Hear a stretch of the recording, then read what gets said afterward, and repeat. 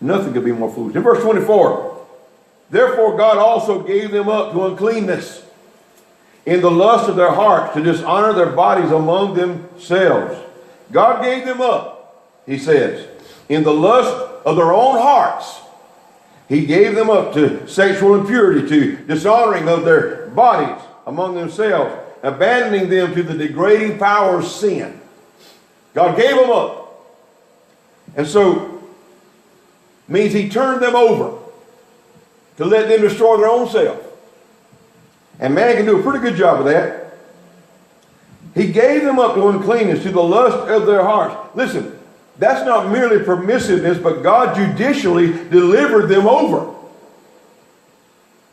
When you get to that point, you're on very, very, very dangerous ground when it gets to that point. To dishonor their bodies among themselves. And he speaks of every type of immorality when he mentions that. Any type of immorality you can think of. Again, exchange. Therefore God gave them up to the lust of their own hearts, to sexual impurity, to the dishonoring of their bodies among themselves, abandoning them to the degrading power of sin. Sin doesn't do anything but take you down.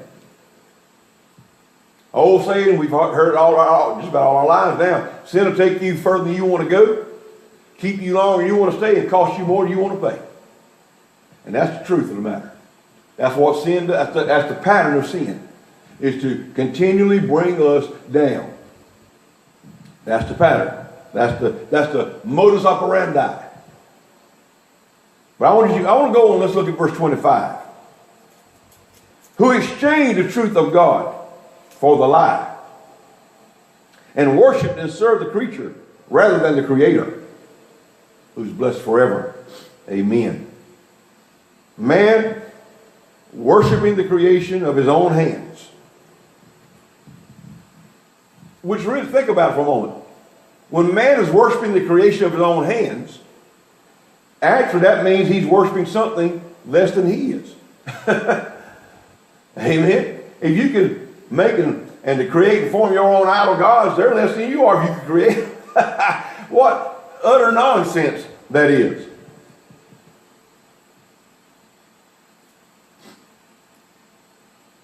Verse 26. For this reason, do you see this phrase again? For this reason, God gave them up to vile passions. Now I'm reading from New King James. The original King James might say something a little bit different. I read from New King James. And it says, for this reason God gave them up to vile passions. For even their women exchanged the natural use for what is against nature. And of course, you don't have to be a rocket scientist. You don't have to be a scholar. You don't have to be a preacher to understand Paul's referring to lesbianism. Plain and simple. There is no interpretation. He's just putting it out there. He's just saying it like it is.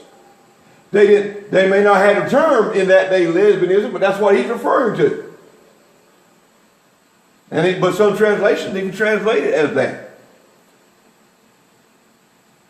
In short, he's talking about lesbianism.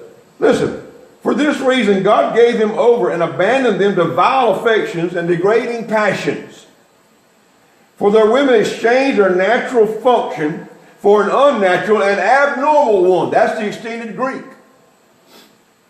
They exchanged their natural function for an unnatural and abnormal one. All people need the gospel. All people do. Because of the moral depravity of the world. People need the gospel of Jesus Christ. The only thing that can maintain moral sanity in this world, especially the way it's going now, the only thing that can maintain moral sanity is the gospel of Jesus Christ. The only thing that can clean us up from that depravity is the gospel of Jesus Christ. Amen? Depravity occurs as people choose to follow sinful desires rather than the knowledge of God revealed to them. Now, you know, the world, they don't like that word depravity. if they were committing some kind of sin like this, and you say, well, that's depravity or that's depraved, they don't like that terminology, but it's the truth. And that depravity, the sin of depravity, or the depravity that's brought on by sin, just keeps bringing us lower and lower. It knocks everything out from under us that could help us to stand. It jerks all that. These kids go to colleges now, and one of the first thing that most of these major colleges try to start doing is try to start stripping their faith away from them. They're kids that go in and they come from a religious background, they come from a church background. Parents taught them well, taught them the Bible, and they go into college, and those professors, many of them, start immediately trying to tear down that faith and strip that faith away to bring them into that state of depravity. Listen, it occurs as people choose to follow those sins. We have to make choices, that's for sure. But I want you to understand something, what Paul's saying here. God does not hold on to sinful people and force them to do his will.